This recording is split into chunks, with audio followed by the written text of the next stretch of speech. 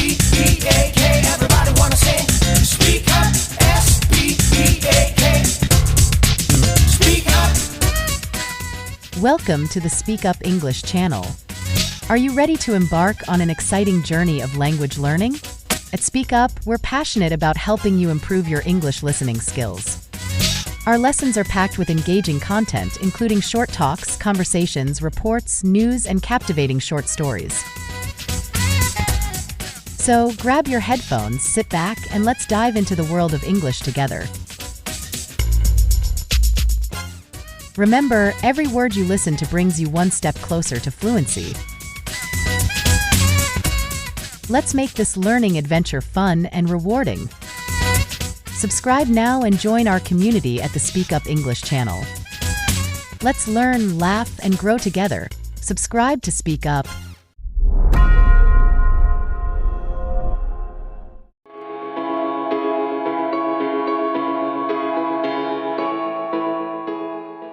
Do no harm. Oregon tried a more humane way to address addiction. Then came the backlash.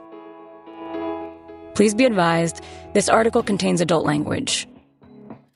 In the early months of the pandemic, joggers on the Bear Creek Greenway in southern Oregon began to notice tents cropping up by the path. The Greenway, which connects towns and parks along a tributary of the Rogue River, was beloved for its wetlands and for stands of oaks that attracted migrating birds. Now, as jobs disappeared and services for the poor shut down, it was increasingly a last-ditch place to live. Tents accumulated in messy clusters where people sometimes smoked fentanyl, and the Greenway became a byword for homelessness and drug use. On a popular local Facebook page, one typical comment read, "Though I feel sorry for some of the people in that situation, most of them are just pigs." In Medford, the largest city along the trail, police demolished encampments and ticketed people for sleeping rough. One September evening in Medford, a white cargo van belonging to a nonprofit called Stabbin' Wagon parked near the Greenway, between an auto repair shop and a Wendy's. For unhoused people across Oregon, cargo vans have become a symbol of help. Some contain primary care clinics and food pantries. Others, like Stabbin' Wagons, distribute a more controversial kind of aid: safe supplies for drug users. Stabbin' Wagon's director, Melissa Jones, pulsed with nervous energy and wore flip-flops and a t-shirt that read, "Nothing ends homelessness like housing." With her was Samantha Strong, a young activist with a green buzz cut and piercings. The two women, Stabbin' Wagon's only employees, opened the van's doors to reveal plastic bins and hanging compartments of inventory, neatly arranged and all free. There were boxes of naloxone, needles of various gauges, cookers, pipes, fentanyl test strips, soap, and hand sanitizer. People arrived on foot, by bike, and by car. Jones and Strong greeted them fondly, mostly by name. A young woman with a distant expression brought her little dog. They'd been living on the Greenway for years. A middle-aged guy who looked dressed for a hike called out his desired items like a food order. Strong assured a skittish first-time visitor, "You don't have to sign in. No, I don't need to see your ID." Harm reduction of this kind, providing drug users with supplies to prevent death and disease, has been practiced for decades. In this part of the country, though, it is newly prominent. In November 2020, Oregon launched a historic experiment, the Drug Decriminalization and Addiction Treatment Initiative, known as Measure 110. Approved by 58% of voters, it made Oregon the first state to decriminalize possessing small amounts of illicit drugs. It also funneled hundreds of millions of cannabis tax dollars toward addiction treatment, housing, peer support, and harm reduction. A citizen panel that included people with lived experience, histories of substance use, would decide how the money was spent. Programs in Black, Native, and other historically underserved communities would be prioritized. The law's overarching goal, according to Tara Hurst, the director of the Health Justice Recovery Alliance, was to force a shift in attitude toward people who use drugs and how we treat them. Measure 110 was inspired by a sense of desperation. The drug war had failed, and policing wasn't curing people. In 2020, Oregon had the second highest rate of drug addiction in the country, yet it ranked nearly last in access to treatment. Fentanyl was flooding in and being used alongside methamphetamine, becoming so prevalent that people expressed nostalgia for black tar heroin, which seemed bougie by contrast. From 2019 to 2020, opioid overdose deaths in Oregon increased nearly 70%, and they have continued to rise. Stab and Wagon formed a few months before Measure 110 was passed. At the time, Jones was raising a teenage son, running a resale business, and volunteering with a mutual aid effort that served free lunches in Medford's Hawthorne Park. Many of the people she met there were using alcohol and drugs, and those who wanted to enter rehab faced long waits and bureaucratic hassles. Jones, who was in long-term recovery from alcohol use, reasoned that she could at least help them stay alive. "I dove into serious self-education about harm reduction," she said. "The more I learned, I was like, oh my God, this is the opposite of what we're taught in recovery." Rather than trying to force abstinence, harm reduction works to meet people where they are. Its proponents advocate a basic rule: never use alone, and provide access to safe supplies. With the growing popularity of highly potent opioids, harm reductionists have focused on distributing naloxone, the Lazarus drug, to reverse overdoses. The approach took off early in the AIDS crisis, when activists shared the disinfection slogan, "Bleach and teach," and risked jail time to hand out clean needles. A large body of evidence now supports the idea that it saves lives. Syringe programs halve the spread of HIV and hepatitis C. Naloxone, when distributed to users and their peers, can cut overdose deaths by more than 40%. But practitioners in small towns and rural areas tend to keep their work quiet to avoid being accused of enabling drug use. Jones decided to be loud about it. In Hawthorne Park, she went tent to tent with a blue IKEA bag laden with naloxone and syringes. That was how her organization got its name, she said. They were like, "Oh, it's the Stabbin' Wagon. I thought it was funny and cute." After Measure 110 passed, a friend suggested to Jones that it might fund an upstart organization like hers. She applied, and Stabbin' Wagon was eventually granted nearly $600,000, enough to buy the cargo van and to fill it with supplies. "I thought, after I got the 110 money, it would solve all my problems," she said. Instead, Stabbin' Wagon became a local flashpoint in the statewide debate over Measure 110. People blamed the law for an uptick in public drug use. Billionaire donors helped launch a repeal effort. Southern Oregon First, a patriot media group known for supporting the Three Percenters militia, made Jones and Stabbin' Wagon a frequent target, saying that their work creates all these piles of needles in our parks and keeps people addicted. As the sun began to set over the Greenway, an orange Camaro with tinted windows drove up to where Jones and Strong were working and lingered a while before zooming off. Strong guessed that it was one of the right-wing activists who'd been harassing them online. "I'm not scared of them," she told me afterward. "Complaining about people using drugs or being homeless, they're upset about stuff that's happening anyway. It just wasn't in their face."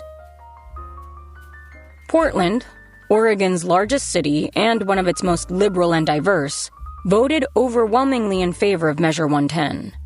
But in Medford, the politics were more complicated. The city has about 86,000 residents, most of them white. It is the seat of Jackson County, which is split politically, tilting Republican.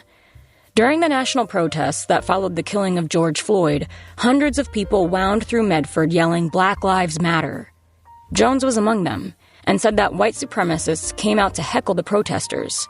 The scene was even more fraught in Grants Pass, one county over, where armed counter-protesters assembled under a giant American flag. People working in recovery were used to navigating these political divides. Everybody in Jackson County seemed to know someone who'd lost a job, a home, child custody, or a loved one to drugs. Summer Wolcott, the executive director of On Track, a treatment and housing nonprofit in Southern Oregon, told me, "We're all in this work for a reason." Wolcott is an equable type with cropped dark hair and a preference for business casual attire, which, in the Pacific Northwest, qualifies as formal wear. After studying psychology in college, she managed a locked institution for minors. many of whom had endured traumatic childhoods with severely addicted parents. I saw kids who didn't have somebody who was safe, Wolcott said. Later, she worked with adults and realized that she was treating the people her young clients might have become. Addiction is a disease with no single cure. Those seeking relief must navigate a twisty, spotty continuum of care. There's detox and transitional housing, residential and outpatient rehabilitation, peer support, meetings and sponsors, counseling of all kinds, and medications such as methadone and buprenorphine.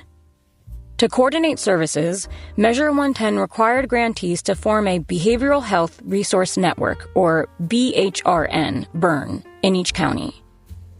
In Jackson County, a consortium of 17 providers, including the Public Health Department, requested funding, and Wolcott helped guide the application.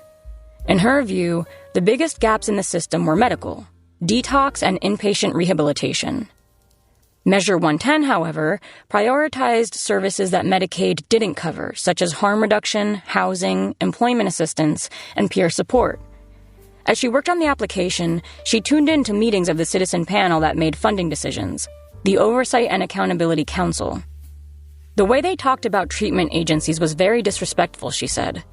We know harm reduction's effective, but it's an effective part of the continuum. You need to have the whole thing. One former member of the OAC described traditional treatment providers to me as shame-based. A current member said that inpatient treatment has very shaky outcome metrics. Still, a great deal of money went to detox facilities and to groups that provide inpatient treatment. Wolcott's consortium was granted nearly $17 million. But the Oregon Health Authority announced that the county burn would have to accommodate another member, Stabenwagen. Reactions ranged from annoyance to disbelief. Even some harm reductionists told me that Jones was giving the approach a bad name. Her voicemail greeting started with a sweetly intoned, "Hey fuckers." On TikTok, she posted videos that trolled conservatives. One showed Stabenwagen giving out naloxone at a drag show, set to a techno track with the lyric, "The drugs are working." Jones had her own feelings about joining the burn. The local providers were run by professionals who collaborated with City Hall and used terms like pathways to desirable solutions. Jones dismissed them as the nonprofit industrial complex and questioned their methods, including mandatory urine tests, which she considered inaccurate and degrading. 12-step abstinence-based programs didn't work for me, she said. I didn't find stability that way, or healthiness and happiness. As a matter of style, Stabenwagen seemed more of a piece with Portland, New York, San Francisco, or Vancouver, where harm reduction is embedded in public policy. Last summer, I visited Vancouver, whose downtown Eastside neighborhood is both a model of harm reduction and a public boogeyman. At the office of the Vancouver Area Network of Drug Users, I met with an Indigenous harm reduction leader and watched people inject opioids under the supervision of a peer. Since 2016, British Columbia's Ministry of Health has permitted safe consumption sites, funded alerts for dangerous batches of street drugs, and empowered doctors to prescribe pharmaceutical-grade fentanyl and meth. This has not put an end to overdoses. 2023 was particularly deadly, but it has likely saved lives. On a Sunday evening, I followed a team of firefighters as they responded to opioid-related calls, hauling oxygen tanks up the stairs of dim SROs. A few times they prepared to administer naloxone, but found that a friend of the person overdosing had already done it. Vancouver's program was backed by extensive research, but it was too radical for just about anywhere in the U.S. I do not believe the state of Oregon is ready for safe consumption centers. Floyd Prozansky, a state senator who represents Eugene, told me. In Jackson County, many politicians and traditional providers feared that Stabenwagen was a forerunner of such methods. They were willing to tolerate harm reduction. The county itself operated a limited syringe exchange, but only to a point. Before Stabenwagen came along, a supporter of the group told me, people were apologizing for having to do harm reduction. They were maintaining the status quo. Outside Stabenwagen's van near the Greenway, a lanky woman in jean shorts pulled Jones aside. In a whisper, she explained that the Medford police had come to her tent and taken her belongings. She'd lost prescription medication, among other things. "I'm so sorry," Jones said. "The police used to send notice of sweeps, but now they're immediate." She told the woman that she'd look into locating her stuff.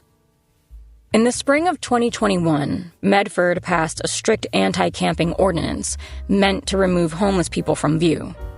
Officers started giving people 72 hours notice to evacuate under threat of arrest. The city's shelters were full, though, and Jones was furious. During a city council discussion about the homeless, she said, "None of you give a shit," before her microphone was muted. The police soon mounted a sweep of a large tent community on the Greenway, and in the coming months, hundreds more people were forced out. With tents forbidden, some resorted to sleeping in the open, and on one frigid morning that December, a young man named Manuel Barbosa Valerio was found dead, apparently of hypothermia. "We're responsible for this," a city council member said afterward. "Manny's death is on us." Still, the sweeps continued. Jones is a self-described police abolitionist who argues that law enforcement should be barred from responding to substance use. Her view is informed by the recent history of police in Southern Oregon. A decade ago, the former sheriff of Josephine County was reportedly involved with the Oath Keepers and local militias. In 2019, Medford Police and the Jackson County Sheriff's Office were accused of mistreating a paraplegic man during his arrest. County jail employees had stripped and slapped him. Lawsuits stemming from the incident are pending. Neither Medford nor Jackson County would comment. At events, Stab and Wagon hands out stickers reading ACAB, all cops are bastards. Online, it shares footage of police using backhoes to clear homeless people's belongings. Other videos have shown outreach workers from fellow burn providers, which has stoked resentment. "A lot of people don't know these organizations work with the police," Strong explained. "When we post about that, people can be like, okay, now I can make a decision about whether to access their services."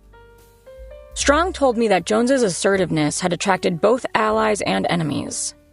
While it's a blessing for people who are like, fuck the cops, it also isolates you. In Medford, law enforcement is tightly linked to City Hall. The mayor is a former police chief, and one of the council members is a corrections officer. Local officials rely heavily on Rogue Retreat, a charity that receives public funds to run an indoor shelter, a sanctioned tent site, and attractive tiny houses, some of the only facilities for homeless people in the area. When Jones heard allegations that the director, a pastor, advocated for gay conversion therapy, she joined an effort to expose him, and he was subsequently fired. He denies pushing the therapy. Then, last August, Stab and Wagon hosted an HIV testing party, and the police came looking for one of the participants, who they said was a teenage runaway. Jones and Strong yelled in protest and were arrested for harassment and interfering with an officer. Strong later resigned from Stab and Wagon, in part because of that experience. Strong and Jones have ongoing criminal cases. While Stab and Wagon and its allies praised Measure 110 for limiting the role of law enforcement in fighting addiction, the Medford police felt unfairly constrained. At headquarters, I met Richard Josephson, an officer of 23 years who wore jeans and a short-sleeved shirt that revealed a mosaic of tattoos. From his desk, he reviewed surveillance video of a footbridge downtown, which appeared to show a man selling drugs and others taking them. "Users don't care anymore," he said. "I'll drive a police car up to them, and they don't even care." Josephson took a personal interest in drug enforcement and treatment. "I grew up in a drug house," he said. "My mom still uses meth. I thought we were camping one summer, but we were just homeless." In September 2019, the police department established a livability team to patrol downtown and the Greenway, addressing concerns such as homelessness and chronic nuisance houses. Josephson, who helps lead the team, told me he liked that it had this whole social services side. Officers sometimes patrol the parks along with outreach workers, who hand out phone numbers for treatment centers and emergency shelters. But police also arrest unhoused people for trespassing and evict them from tents. What they don't do much is apprehend people for drugs.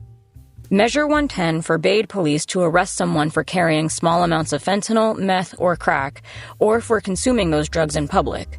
Instead, they were supposed to issue a ticket that requires the person to either pay a $100 fine or call a statewide hotline to discuss treatment options. In the 3 years before Measure 110 took effect, the Medford police made more than 4,700 arrests on drug charges. In a similar period afterward, they issued approximately 1,500 citations for minor possession and made some 2,000 arrests for higher-level possession and dealing. The lower total was caused partly by less intensive policing during the pandemic and partly by a lack of interest in ticketing drug users. There's no consequences to the $100 ticket, Josephson complained. They can't pay the fine. What's the point? One goal of decriminalization was to replace police with peer support workers. Wolcott considered this misguided and naive. Drug users need external motivators in order to change their lives, she said. Josephson, too, argued that people who might have detoxed in jail and opted for treatment were instead languishing on the streets. At a taco truck downtown, he pointed out a woman he'd arrested on possession charges who was now clean and working for a charity. There are certainly many Oregonians who attribute their recovery to the criminal justice system. In Grants Pass, I visited 10 encampments with a peer outreach worker who had been arrested multiple times during her addiction. A decal on her car read, #DrugCourtsSaveLives. But just as many people told me that their drug use got worse in jail. I was incarcerated because of my substance use. Brendan Kinzel, who until recently worked at Medford's Family Nurturing Center, said, "Jail didn't change me. The county jail, in any case, was overcrowded, and there was a statewide shortage of public defenders." A criminal record entails its own obstacles to recovery: debt, stigma, exclusion from work and housing. In Portland, I visited the Miracles Club, a nonprofit that primarily serves African Americans. It was hosting a clinic on an Oregon law that allows certain convictions to be expunged. At one table, a lawyer named Emily Yunga sat with a client, helping him fill out paperwork. "I deal with people every day who have long criminal records, and they want to talk about their drug arrests. They're clearly traumatized," Yunga told me. If Measure 110 has done anything, it's to stop that. To mark International Overdose Awareness Day, late last summer, a resource fair and vigil was held in Hawthorne Park. Amid a ring of informational tables was a homespun memorial, a bulletin board marked "We Remember," covered with handwritten notes.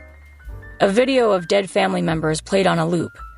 The host of the event was Max's Mission, a nonprofit run by Julia Pinsky, a former publicist. A decade ago, Pinsky's son Max started taking oxycodone after a car accident. Less than 2 years later, he died of a heroin overdose. On an elevated stage, Pinsky's husband and daughter demonstrated how to administer naloxone. Spray into nose, breathe into mouth, wait. Many people gave testimonies of mourning and recovery. "I lived on the Greenway for 3 years," a woman named Crystal said. "Fentanyl is a pandemic."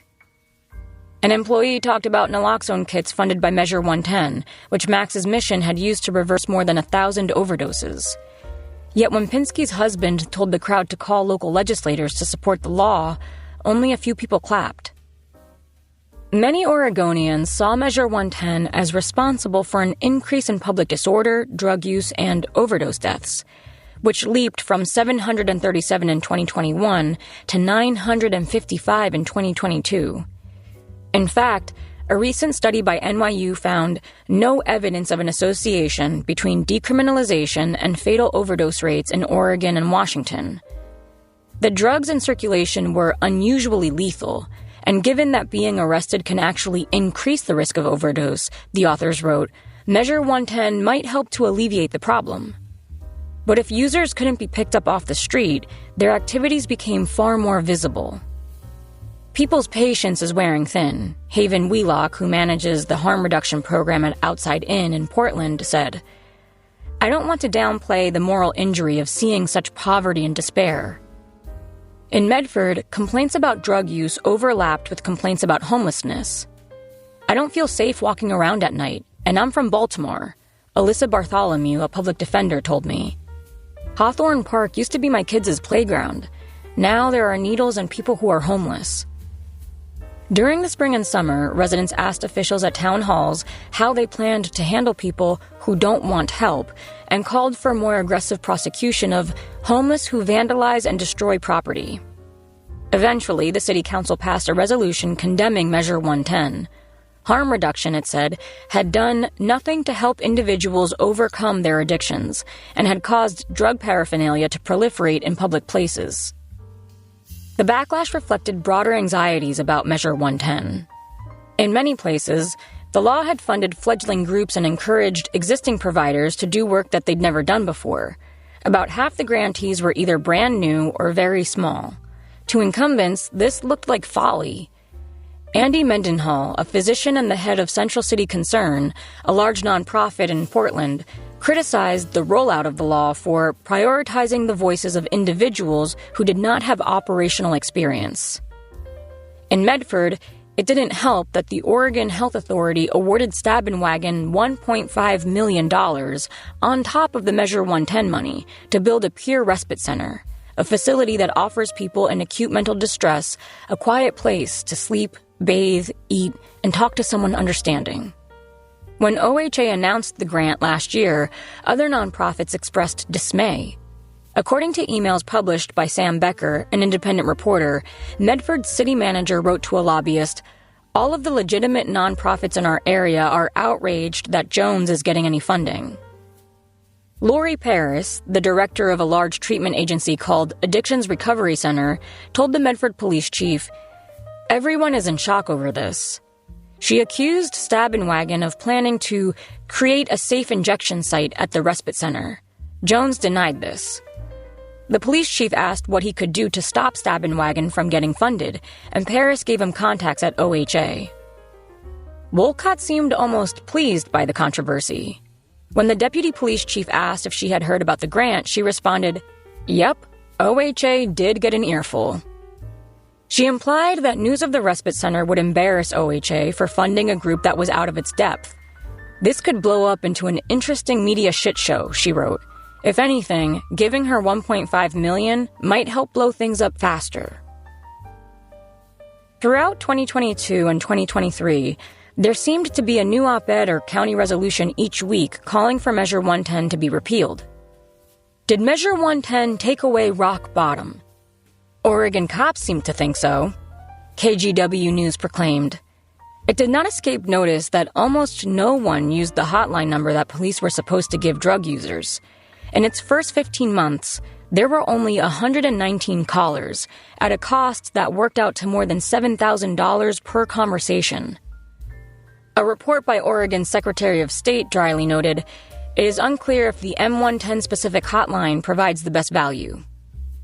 Legislators came under pressure to either reform the law or dismantle it. A group bankrolled by Phil Knight, the Nike co-founder, and by Tim Boyle, the CEO of Columbia Sportswear, filed paperwork to gather signatures for a partial repeal. Max Williams, a former Republican legislator and corrections official who helps lead the effort, told me, "I don't think it should ever be the policy of a state to accept that people have a legitimate choice to use lethal drugs." In Portland, he said, "We've got an exodus of capital, a cratering out of the central city." Last June, the state recriminalized minor possession of fentanyl. Governor Tina Kotek, who had remained largely silent on Measure 110, recommended recriminalizing most drug possession and public use. In December, a legislative committee on addiction and community safety held a hearing at the state capitol. Measure 110 was not intended to be the sole topic, but people were stirred up, and the hearing drew a crowd. Had everyone who signed up been allowed to speak, the session would have stretched into the night. As it was, it lasted 4 hours. The critics of Measure 110 were polite but sharp-tongued. The mayor of Tigard, a Portland suburb, said that drug users had been locking themselves in public bathrooms and overdosing, which required the city to break open doors and then pay for costly repairs. Business groups said that people who were homeless, addicted, and mentally ill were ruining commerce. A woman named Juanita Swartwood complained about an irresistible flood of street drugs in her community. Though the connection to Measure 110 was murky, Swartwood was one of the petitioners behind the repeal effort, and the committee gave her extra time to speak. In the most affecting moment of her testimony, she held up a photo of her granddaughter Emily, a young woman with long blonde hair. Measure 110, she said, had stopped the police from intervening when Emily was caught with drugs. It had taken months to persuade her to get counseling. Supporters of the measure were clearly on the defensive. Julia Pinsky of Max's Mission drove in from Medford and explained that her son had overdosed after an entanglement with law enforcement prevented him from getting help. Going back to punishing people for their addiction will cost lives, not save them, she said. Larry Turner, a founder of Fresh Out, a nonprofit that aids Black people with criminal records, said that the funding had helped increase his organization's capacity sixfold. He pleaded for patience. The war on drugs had been given 50 years. It took us time to get here. It's going to take us time to get out, he said. In fact, timing was one of the crucial problems with Measure 110. Decriminalization had gone into effect as soon as the law was enacted in February 2021. But amid the pandemic, most of the grants weren't rolled out until late in 2022. There were long waiting lists for detox, inpatient rehabilitation, and transitional housing, which could take years to address. Harm reduction and peer outreach, on the other hand, were easy to ramp up quickly. What most Oregonians thus saw of Measure 110 were naloxone kits and syringes and volunteers handing out sandwiches in parks, which they linked in their minds to tent encampments and the acrid smell of fentanyl smoke. The expansion of traditional services was harder to perceive. In the first year of funding, according to OHA, County Burns reported more than 150,000 interactions with people seeking treatment for substance use, and another 150,000 with those accessing harm reduction. Billy Cartwright, a physician assistant with Best Care in the ski town of Bend, told me that she had voted against Measure 110, but now saw positive effects. One of the things we changed is anyone who walks in the door, we'll see that day, she said. A peer support worker in her office had recently picked up a client from jail and brought him straight in for treatment. Southeast of Portland, I visited a new men's home on a tree-lined residential block not far from a nature trail. Gabriel, one of the first residents, was a 20-something sheet metal worker recovering from a fentanyl relapse. Before he got a spot in the house, he said, "I was living in downtown Portland, in not a great place. I was seeing people using. I saw an overdose, a shooting. 2 people died in my building during a 3-month period. Here, I'm away from all that chaos." In Jackson County, Stab and Wagon was serving about 120 people a month, with help from 2 new peer support workers. OHA agreed to extend Jones's funding and finalized the contract for the respite center. Max's Mission expanded its naloxone distribution and dispensed aid in rural areas. The HIV Alliance treated people for hepatitis C, provided addiction telemedicine, and covered rent payments to prevent evictions. On Track spent its grant money on a row of bungalow-style apartments for pregnant women waiting to get into treatment, an emergency lodging complex for single adults, and Spanish-speaking staff. It's been a steep learning curve because people are in such difficult circumstances, coming off the street, actively using, and trying to get a treatment bed, Wolcott said. Before Measure 110, the agency had served around 3,000 clients a year, and that number had not budged as people waited months for residential treatment. What is increasing is low-barrier housing, the accessibility of outpatient, and the amount of support services, Wolcott said. But it's not nearly as neat and tidy to report on. The money distributed through Measure 110 was both a lot and not very much. A single round of residential addiction treatment runs to tens of thousands of dollars. A small, sober living house can cost hundreds of thousands to get up to code. Even setting aside Measure 110, Oregon is poised to spend some $1.5 billion on behavioral health care between 2021 and 2025. As Kate Lieber, the majority leader in the Oregon Senate and a former prosecutor, told me, Measure 110 was designed to be like water, to fill the gaps around what Medicaid doesn't cover. But decriminalization turned out to be more unsettling than many imagined, and fentanyl continued to blast through the state. Still, as more services came online, I noticed calls for repeal being blunted by calls for reform.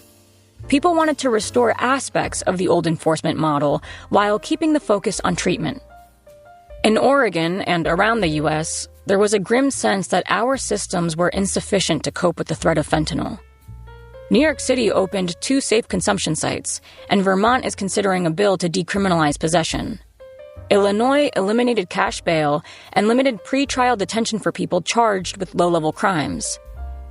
Seattle, though, went the other way. Drug possession, which had been effectively decriminalized, was reclassified as a gross misdemeanor. Vancouver is also seeing a backlash. In Medford, I visited Recovery Cafe, which offers support groups, counseling, and hot meals in an industrial chic dining hall. At a chow line, volunteers served roast chicken with corn and potatoes. Some 60 attendees sat at tables, and a host with the vibe of a youth pastor invited them to share their accomplishments.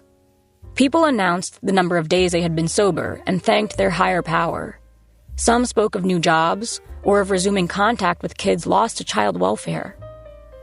Across the room, I noticed a tall, bearded guy who'd been at the vigil in Hawthorne Park.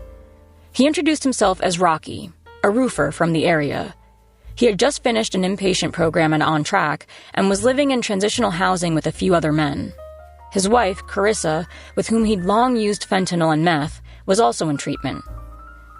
In the worst of their addiction, they'd squatted in an abandoned house and signed over custody of 2 young sons. Rocky's parents died while he was in prison for drug trafficking. That was a wake-up call, he said. Many of their friends had died from overdoses. Others had been revived with naloxone, which Rocky once used on Carissa. This was their 8th collective attempt to get sober. When I caught up with them in mid-December, he told me that they'd found a new place to rent and were working through step work with our sponsors. They saw a doctor affiliated with On Track for injections of buprenorphine, which helped them stay off opioids. Rocky had a job with a distributor of roofing materials. Carissa was preparing for an interview at a sporting goods store and hoped that her criminal record wouldn't get in the way. Recovery Cafe emphasizes the end goal of abstinence, and the staff I interviewed didn't have much to say about harm reduction. When I went, every visitor was required to have been free of all drugs and alcohol for at least 24 hours. But Recovery Cafe got funding from Measure 110, as did the other providers that helped Rocky and Carissa. Recovery was messy, and the couple had needed different things at different times: medication to reverse an overdose, support from peers, a rehab center, a place to live, and a way to pay for it. You need to give these addicts a way to get clean, to get housing. You need stability, Rocky said. We're in survival mode. Speak up.